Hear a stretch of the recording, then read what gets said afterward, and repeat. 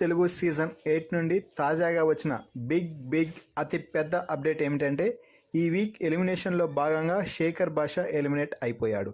నామినేషన్స్లో మొత్తం 8 మంది ఉంటే వారిలో నుండి శేఖర్ భాష ఎలిమినేట్ అయినట్టు తెలుస్తుంది.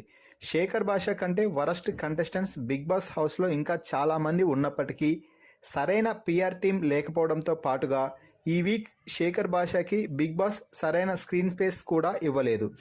దీనితో చివరికి ఈ వీక్ శేఖర్ భాష ఎలిమినేట్ అయ్యి బిగ్ బాస్ హౌస్ నుంచి బయటకు వచ్చేశాడు. ఇన్స్టాగ్రామ్, యూట్యూబ్లో ఎక్కువ ఫాలోవర్స్ లేకపోవడం కూడా భాషకి ఒక మైనస్గా మారింది అని చెప్పవచ్చు. ప్రస్తుతం హౌస్లో ఉన్న వారిలో శేఖర్ భాష చాలా బెటర్ కంటెస్టెంట్. మంచి కామెడీ చేస్తూ అందరినీ నవ్విస్తూ ఉంటాడు. అలాగే గలగలా మాట్లాడుతూ అందరినీ ఎంటర్టైన్ చేస్తుంటాడు. టాస్క్లో పర్ఫార్మెన్స్ కూడా ఇస్తుంటాడు.